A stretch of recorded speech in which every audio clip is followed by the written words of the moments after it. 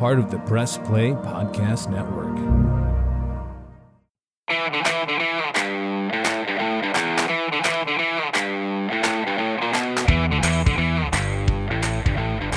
And welcome to another Ray Guy and Rhoda podcast powered by MGM Northfield Park right here on the Press Play Podcast Network. Shout out to our fantastic producer, Ty Quartz, making sure you get this out there in the podcatosphere as Michael Ray Guy and I break down the Browns' loss at Cincinnati, Joe Burrow's first ever win over the Cleveland Browns, 23-10 yesterday at Paycor Stadium in the Queen City. And Michael Ray Guy, it was just a matter of time before Jackpot Joey got his first win over the Browns in the Battle of Ohio. And he wasn't great yesterday, but when he needed to, he made some great throws, including that touchdown pass to Jamar Chase to put them up. But the Browns, as much as the Bengals beat the Browns yesterday, Michael, I think the Browns beat themselves just as much, don't you? Yeah, just a more of a microcosm of what we've seen all too many times before, Kenny. And, you know, it's a shame. You'd like to think when, they get to this point of the season that you're not going to have these kind of just absolute, not only breakdowns in play, but lack of discipline. And they're just playing the game to give your opponent the opportunity to take advantage of all of the errors that you make that go well beyond just the physical. So we'll get into all of that. But again, to me, I mean, it's a football game that easily would have been won, was there for the taking. And again, this football team self-destructs in a lot of different areas. And, you know, again, Ken, I mean, you get to game 13, game 14, game 15 of a football season. I mean, if you are a good organization, this just doesn't happen. Reg, I want to start with the opening drive for the Browns. The Bengals get the ball to start the game. Good defensive series, 3 and out. They force Jackpot Joey to punt. Yeah. And the Browns get the ball, and they're moving down there, and they have a 3rd and 1 at the Cincy 25. How many times have we seen them in 3rd and 1 and 4th and 1 this year? And their struggles continue as I think it was Kareem Hunt gets the ball on 3rd and 1. They come up short. And then 4th and 1, your two best offensive players are not on the field, I believe, in your quarterback, who you're paying $230 million to, Deshaun Watson, who, by the way, is a mobile quarterback, could run for the first down, either with a quarterback sneaker to the outside or give it to, your best running back in Nick Chubb. Neither of those guys on the field. He brings in an ice-cold Jacoby Brissett. And yes, it looks like a great play call because they fool Cincinnati completely. And if Brissett puts it on the hands of Donovan Peoples-Jones, it's a touchdown. But as I said, an ice-cold Jacoby Brissett overthrows Donovan Peoples-Jones. And 3rd and 1, 4th and 1 at the 25, you come away with 0 points on that opening drive. Just your thoughts on Stefanski. Is he trying to get too cute there? Was this on him more so than Brissett missing the pass? Yeah, I think so. And again, play call, that can be questioned all you want. And sure, you could say, well, if Brissett puts the football on Peoples-Jones in the back corner of the end zone and not overthrows him, that's a touchdown. But Kenny, you just said it a moment ago. I mean, again, and say what you want about Deshaun Watson. We'll get into that. But Kenny, if I'm him, I'm mad, man. Yep. I'm mad. What are you going to take me out on 4th and 1 to bring in my backup now to try to convert a first down here on the opening drive of the football game? So again, now that's part and parcel. Forget about what you think about Watson and whether he should be on this football team. I don't care. It could be Kenny Rhoda if he's your number 1 quarterback. You don't take him out on a 4th and 1.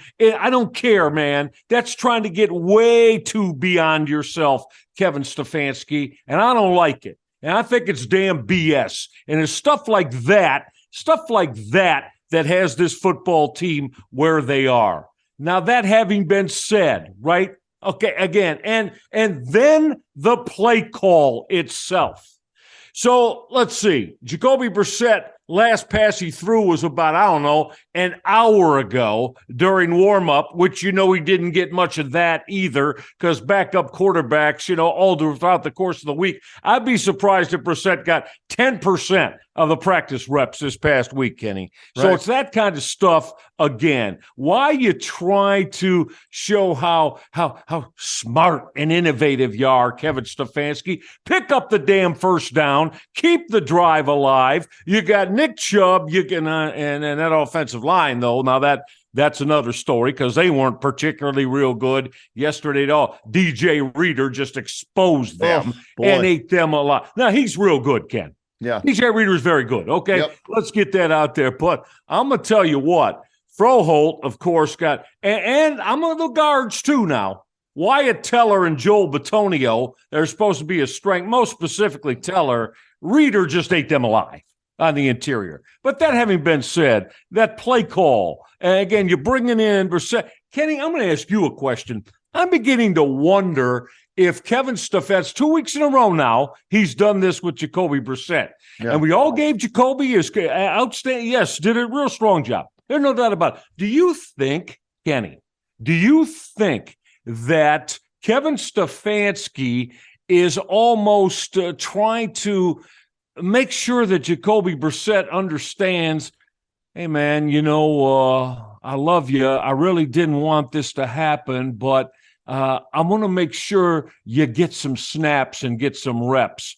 As almost like a show of appreciation of what you did for us. Well, you know what? No, that's not his job now. His job is as a backup in case Deshaun Watson gets hurt. You don't bring the backup in the opening drive of a series when you have a $230 million quarterback who can pick up the first down with his legs to the outside. And I'm going to bring or piggyback off of something you said. If I'm Deshaun Watson, I'm going to Stefanski and say, hey, dude, I sat out 11 games. I don't need to sit out a single goddamn play the rest of this season unless I'm hurt. I'm staying in there. Take your quarterback sneak and shove it up your you-know-what.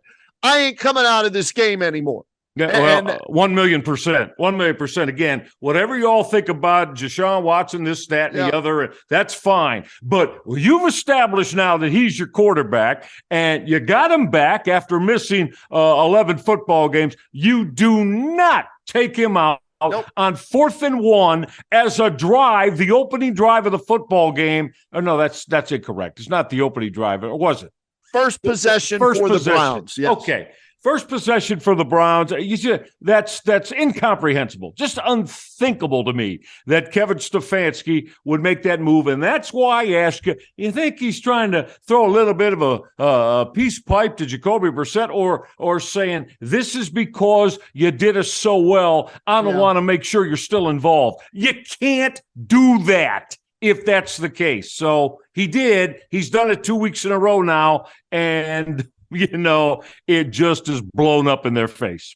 11 drives in the game, 1 touchdown, 1 field goal, 1 interception, 4 turnover on downs, 4 punts, 11 drives, 10 points, 1 touchdown in 8 quarters now for Deshaun Watson. We'll get to that a little bit later, Michael, but 9 penalties for 98 yards. And after that opening drive where you come away with, and we could, have a discussion too about should he have taken the points there in a road game at Cincinnati, possibly. I believe so. Yes. Yeah, I would take the points over bringing Brissett in, but I'm okay if it's 4th and 1 and you give Deshaun Watson, the read option, right? Pass run option there. But okay, you know what? It's 0-0 and your defense looks good for the first couple of drives, but then you have an opportunity to get the ball back maybe around midfield. And what I think was the turning point of the game, Michael Regai, was the roughing the punter penalty. It was, what was Tony Fields. Yeah, Tony Fields. Yep. You want to get to that because that started a sequence, Ken. No, you're go ahead, but you're 1,000,000% right. That started this thing on its downward trend. So go ahead, finish out your thought. You stop them at their own 17-yard line. You're getting the ball back, like I said, probably around the 40-yard line, so you got a shorter field to drive. And not only, it's not running into the kicker, he blasted the kicker fields. He roughed the kicker, which is an automatic first down, which, oh yeah, is the first of 3 penalties for 53 yards on that drive. And all of a sudden, instead of you being up maybe 3-0 if you take the field goal, or if you hit the pass 7-0, now you're down 7-0, a 14-point swing because of your special team. Oh, wait, where have we? Yeah, I know. We got all excited over DPJ's touchdown run last week on the punt return, which was great. Don't get me wrong. But here we go again talking about special teams and a miscue for Mike Prefer's special teams. And you just cannot have those type of mistakes. And that turned the game around, in my opinion, Michael. It gave the Bengals hope. And Jackpot Joey, probably there had to be some doubt in his mind. They were off the field again. He hasn't beaten the Browns to that point. He's struggling again against the Browns pass rush. And you rough the punter and give him the ball back, and then he takes advantage of it, goes down and puts one on Jamar Chase that Chase didn't even know was there, but he still caught it. And now it's a 7-0 game. And I turned to a friend of mine at Jersey Sports Bar and Grill in Canton. I said, ball game. He's like, what? I said, that's the confidence they needed. And with the way this offense is playing, they may not score a touchdown. So that's why I said ball game. You turned into a prophet with that statement. And here's the thing. Here's that sequence I'm talking about as Kenny opened it up with Tony Fields. And that egregious. And then don't try to, there were a lot of flags, and Jerome Bogar and his crew yesterday, they love throwing them, but that's legitimate as hell, as Fields just totally undisciplined. Who is that now? The kid from Ohio State? Harshman, is he now there? Who is that name? He's a punter. He's a rookie. Yeah, they brought somebody in for this week. Yeah, they did. So Fields drills him, all right, for the flag.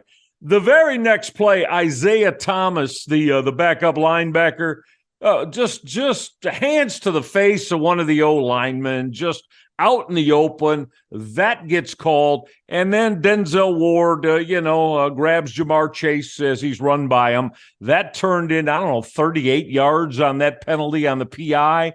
Yep. So, though that sequence, as you started, Kenny, correctly, with the Fields roughing the punter, if you're the Browns, it happens all too much, and you cannot have because that's self-destruction. That's all that is, and it's not being disciplined, and it happens far too often with this Kevin Stefanski football team.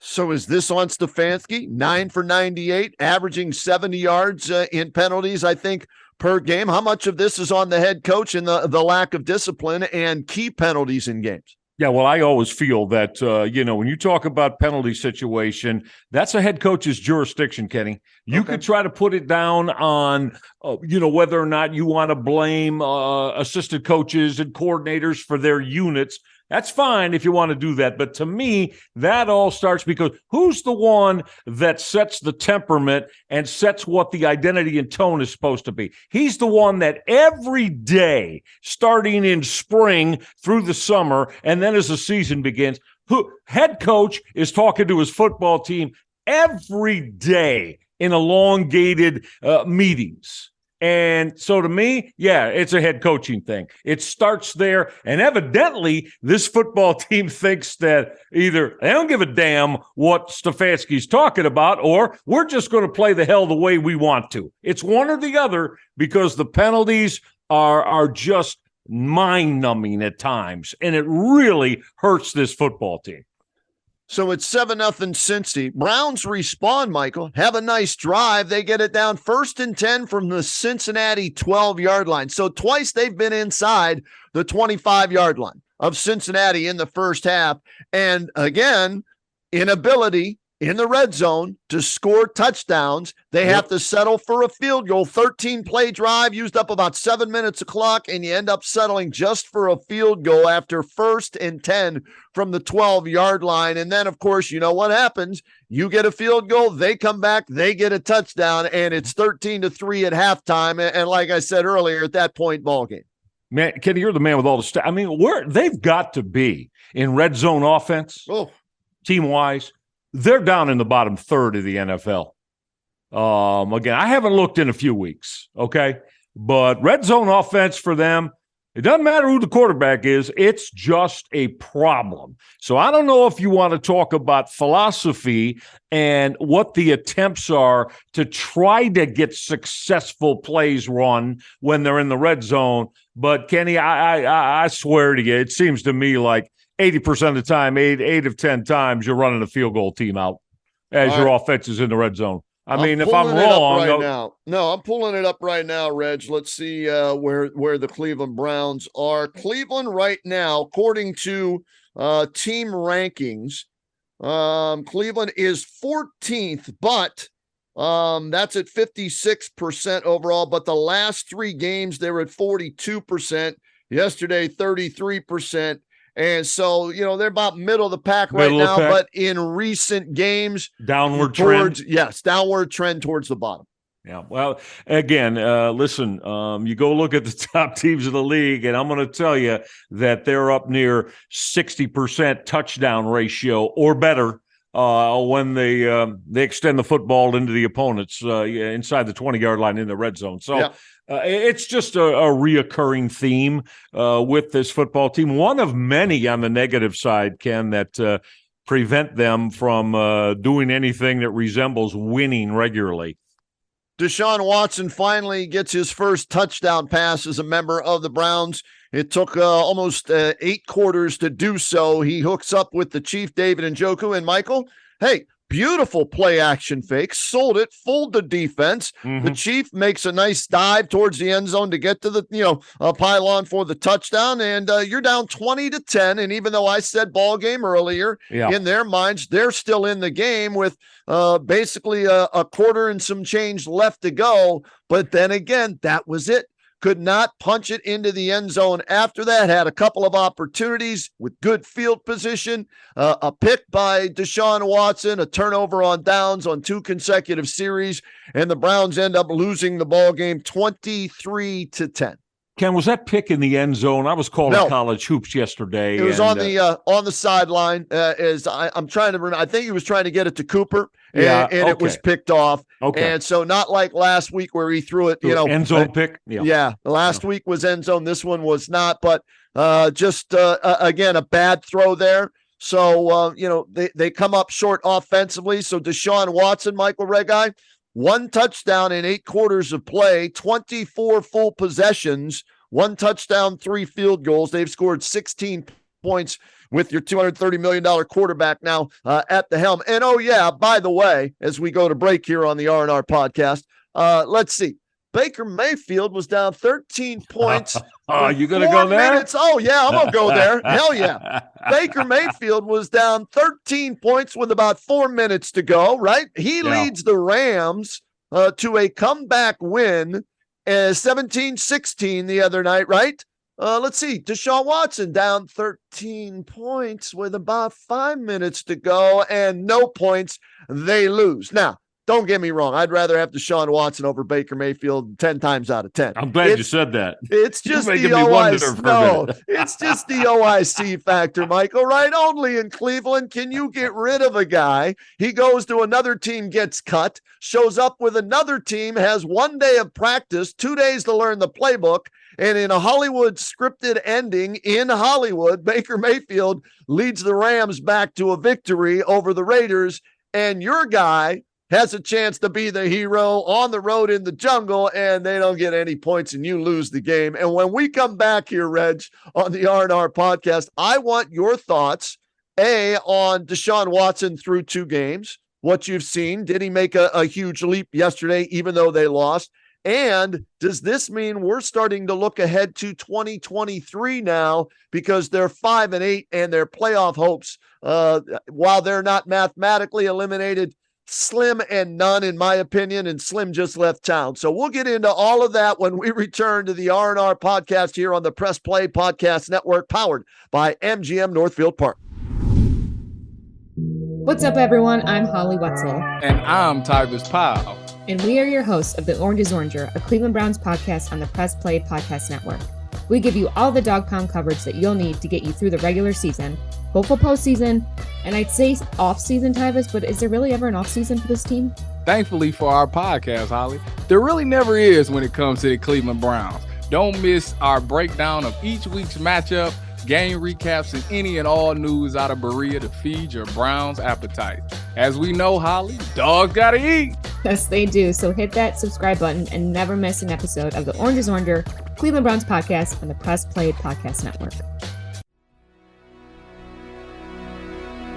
Hey everybody, it's Sam Amico from Cavs on the Break NBA podcast. Be sure to give us a listen for all your Cleveland Cavaliers recaps, analysis, breakdowns, draft talk, free agency. The list goes on and on. Give us a listen, Cavs on the Break NBA podcast. Looking for new insights on the Cleveland sports scene with a unique side of Cleveland sports history? Then you found the perfect podcast. I'm John Sable. And I'm Scott Sable, and we're hosts of the Sable Brothers on the Baseline podcast, a podcast about Cleveland sports, but not your typical podcast about the land's sports teams. Join us as we embark on a journey of sharing a unique and historical side of Cleveland sports history with the help of some former Cleveland sports stars and other historical figures. All right here on the Sable Brothers on the Baseline podcast, part of the Press Play Podcast Network.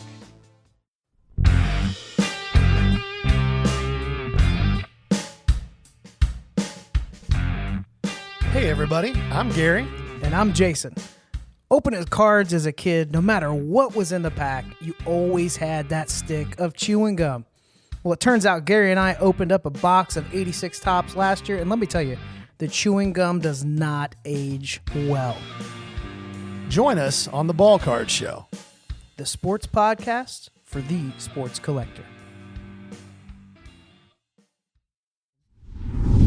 And we continue with the R&R podcast here on the Press Play Podcast Network, powered by MGM Northfield Park. MGM Northfield Park, boy, if you've never been out there, something wrong with you. You want a good time? Head on out to MGM Northfield Park. It's your home for live and simulcast racing. Catch the excitement of live harness racing every Monday, Wednesday, Saturday, and Sunday evening with a 6 p.m. post time. You can wager and win daily on top thoroughbred and harness tracks from around the world as well, with action starting around noon. Plus, enter to play the free handicapping contest that happens every Sunday for a chance to win the top prize of $500.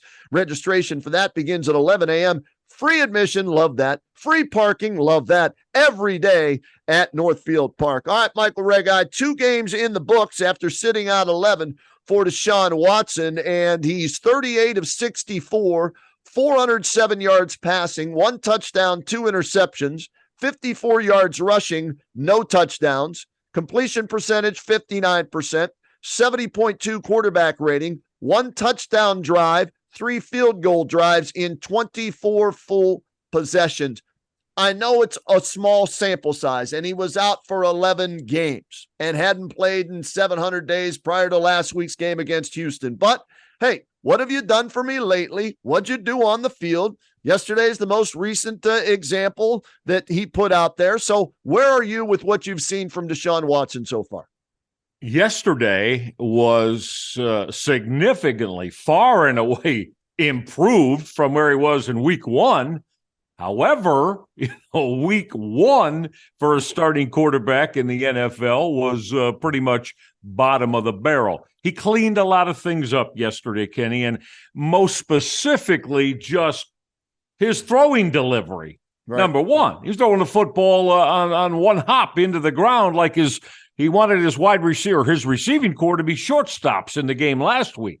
Well, yesterday he got that cleaned up. I thought he threw the football over the top much better in the throwing motion that he needs. So, that's fine and that's good. But the bottom line is, and again, I'm not trying to be harsh or come down on him, but all of those numbers you just read, no, they're just not good enough.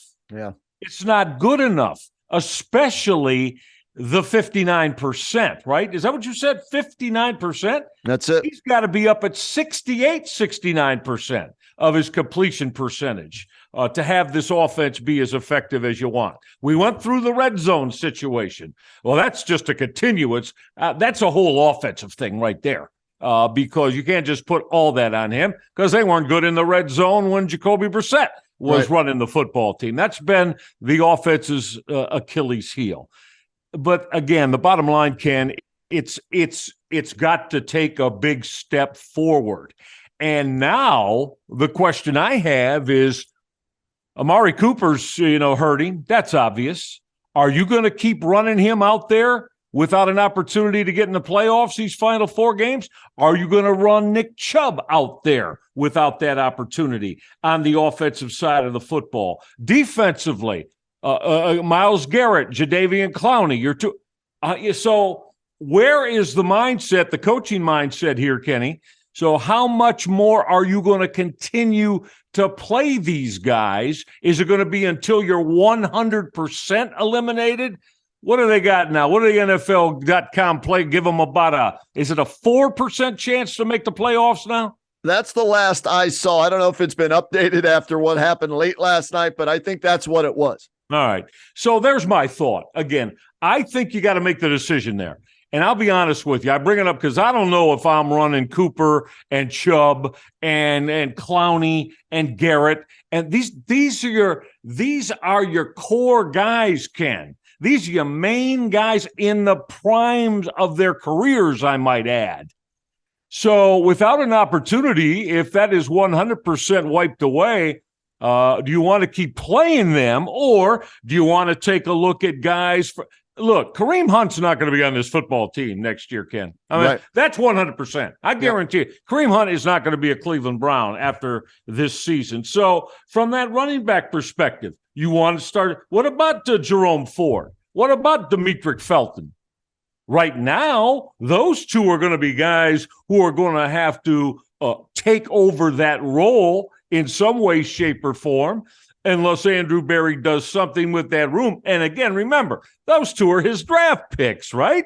So if he does, he's going to not give them an opportunity now? I don't think that's going to happen. But my point is, do you want to start seeing a lot of these young guys? Felton and Ford. How about Harrison Bryant, and really with more reps, what he can do with as a tight end? And Michael Woods, the young wide receiver. A.J. Green, the cornerback. Tony Fields, who had the real bad special teams gaffe yesterday. But can you get my point? These young guys that may have to start being more of primetime importance next year, either as regulars or strong twos on your depth chart that are going to see a lot of snaps. And I think you got to make that decision and make it now. Here's what I'll say to that, Michael. I heard Myles Garrett after the game, and somebody asked him about his shoulder injury and if he's going to continue to play, and he said, absolutely. I'm going to continue to play. Here's why he'll want to continue to play.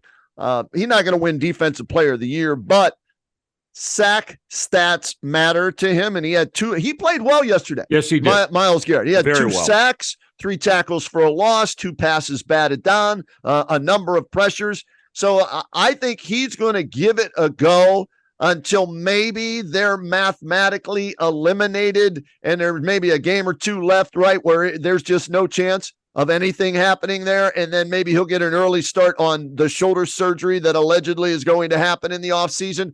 I expect Jadeveon Clowney, once they're mathematically eliminated, to come down with some type of injury, and therefore he won't play the last few. That's just a guess on my part. Just Michael. a guess. Just a guess. Yeah. So on defense, that's the way I see it. On offense, I think you're right. Amari Cooper, how banged up is he? If he is banged up, okay, then you're going to sit him. But here's why I don't think they'll sit guys on offense.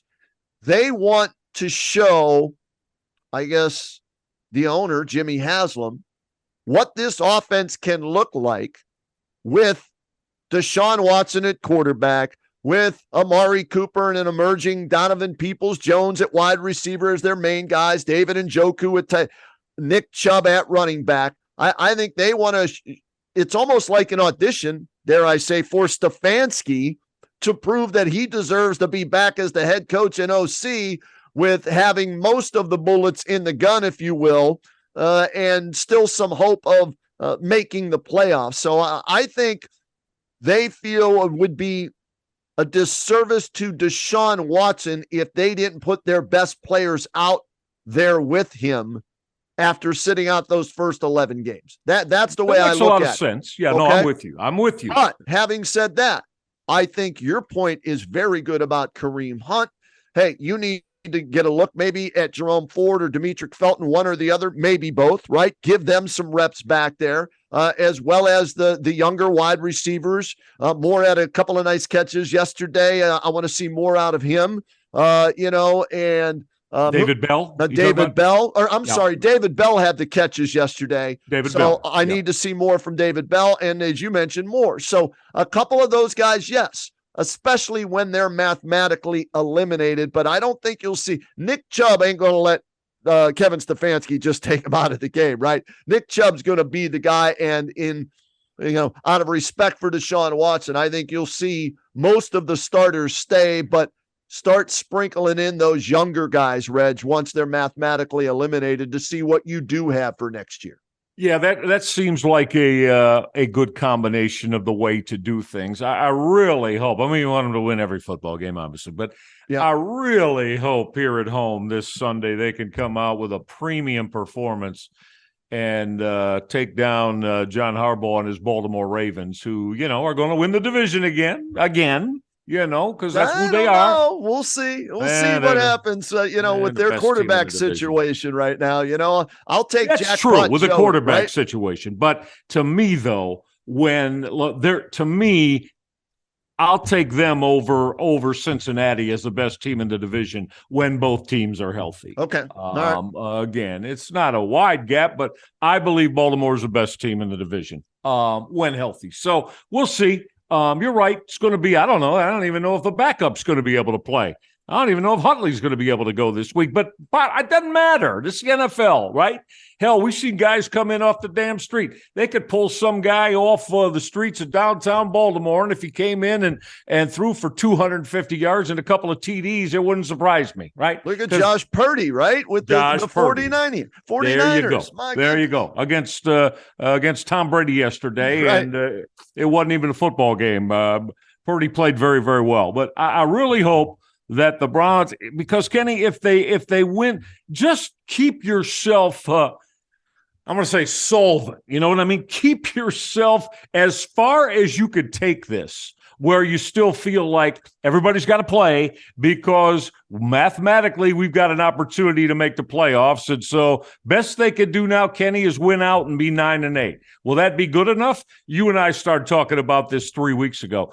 I don't think so. I don't think 9-8 is going to get you in. But that right now, that's the optimum of what they can do record-wise. So damn it, make sure you do everything you can to try to do that. This stuff about, and don't worry about draft picks and all of that hoo-ha nonsense, okay? Well, you don't have any, right? You don't have any anyway, right? Very true.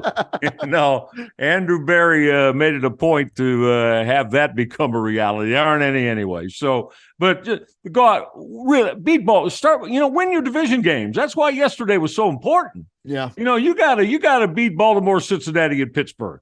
To me, I want to see 4-2, Ken. Every year, how long you and I, when we were doing the radio show together, we spent hours and hours and hours on that, man.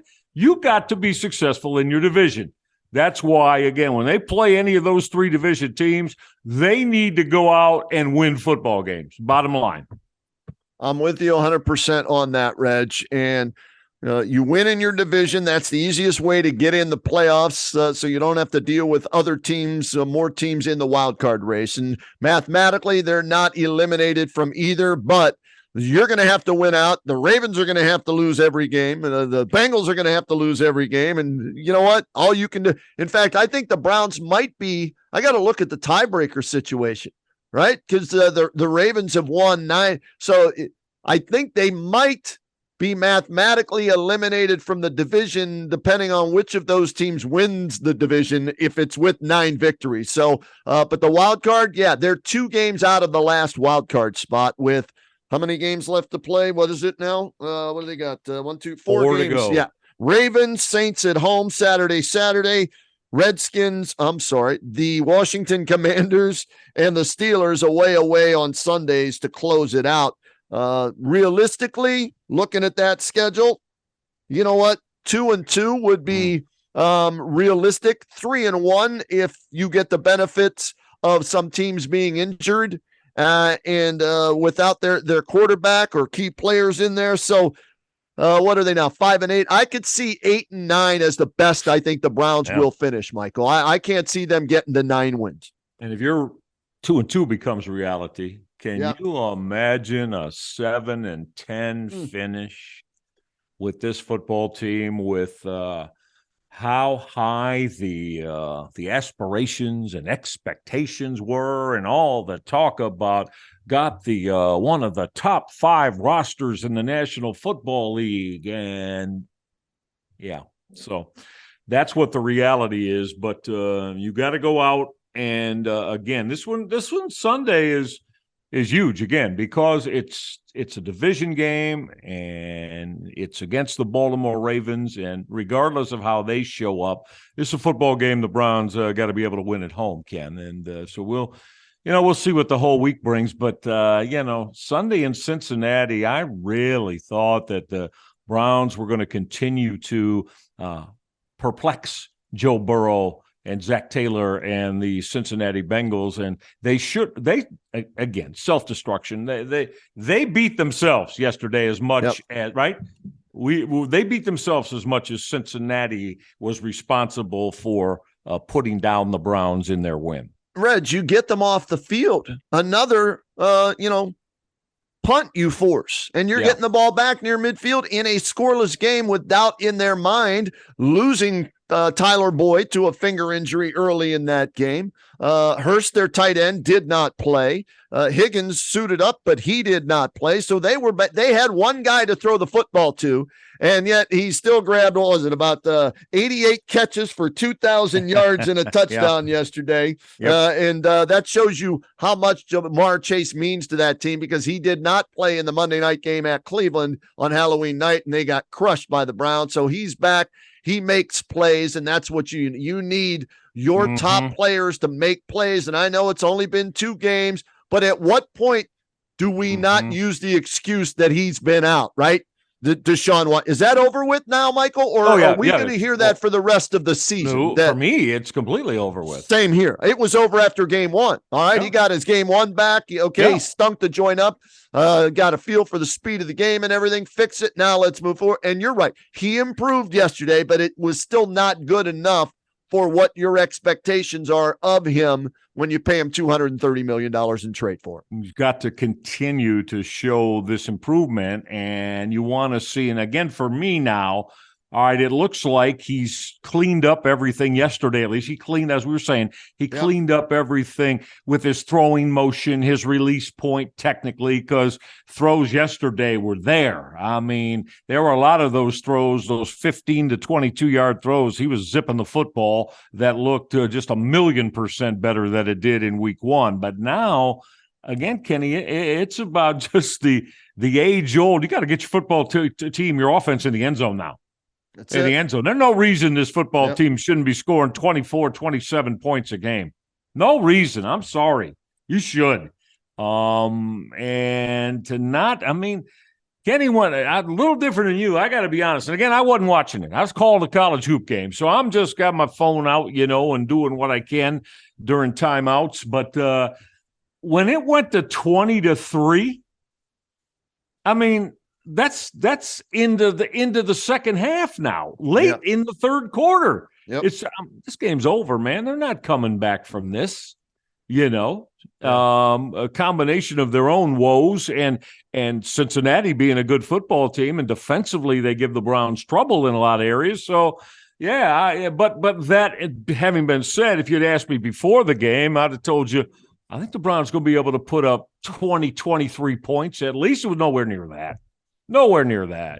So again, right, a lot to do on the offensive side of the football to try and defensively, there's things that are getting better. Ken, agreed?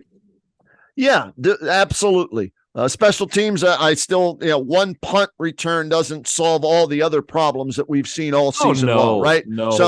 Sorry on that. He needs to be fired as soon as the season ends if they're not going to do it in season. Joe Woods, I'd still can his ass as well, but they've made improvements. But I've seen that movie before, right? And I didn't like the ending to it. So he's gone. And Stefanski, hey, you might want to give up calling plays and focus on just running the football team possibly, because outside of the scripted first drive where you've had all week to prepare, after that, once in-game adjustments are made, they struggle, Michael. And again, they were right there knocking on the door with a chance to score a touchdown on the opening drive, and they struggled until late in the third quarter to get their first touchdown of the game. So we'll see how that plays out in the offseason. But what lies ahead, a Saturday game, short week, for the Browns at home against whoever is quarterbacking the Baltimore Ravens. And, we'll break that sucker down either Saturday night or Sunday, whenever it is, and get you another podcast out there on the Reg Eye and Road to Podcast. Real quick, Reg, before we get out of here to let Ty Quartz go, our outstanding producer, I was not surprised that Caleb Williams in the end came away with the Heisman Trophy. Were you? No, nor was I. And, Kenny, I know they lost that last one against Notre Dame, but it wasn't about him. He had a strong game offensively. I've had a long time had a Heisman Trophy vote, and he was my number one guy. That's who I gave my top vote to, so I'll be publicly candid about that. And, I was not surprised at all that Williams was the winner of that. He had a hell of a strong year with his first year in Lincoln Riley and leading USC's offense. Yeah, I had him 1. I had Max Duggan 2, CJ Stroud 3. That's the way I personally voted, but I don't have an official vote. It's a quarterback thing now. Yeah, it is. I mean, I'm not sure I like that much anymore because, again, it's almost like you say to yourself as a voter, like I said to myself, well, if I don't vote for quarterbacks, all I'm doing is trying to circumvent the obvious because the 3 guys you mentioned, you knew. I mean, those are your top 3. Yeah. I mean, some people thought, Bijan Robinson, the outstanding running back from Texas, Blake Corum, the outstanding running back at Michigan. Back in the day, would they have gotten, votes? Well, sure. But back in the day, it was pretty much a quarterback beauty contest for the Heisman Trophy. But that's what it is now. Whether you like that or don't like it, I don't particularly like it, but I'm not going to be idiotic and say that's not what it is, because that's exactly what it is. Yeah. And so when that was announced, was not surprised. He threw for combined offense, 4,400 yards and 47 touchdowns, 1,000 yards more than CJ Stroud, about 700 yards more than Duggan. So congratulations to Caleb Williams. But as he said when he was standing up there at the podium, you 3 are all still playing and I'm not. So you're winners as well. And he's 100% right. Yeah. And so we'll get into that a little bit more down the road as we prepare for the college football playoff. And we'll break down those matchups between TCU and Michigan and Ohio State and Georgia. Reg, great stuff as always, my friend. Good to catch up with you. We'll do this each and every week here on the R&R podcast, all right? I always look forward to it, Kenny. Talk to you soon.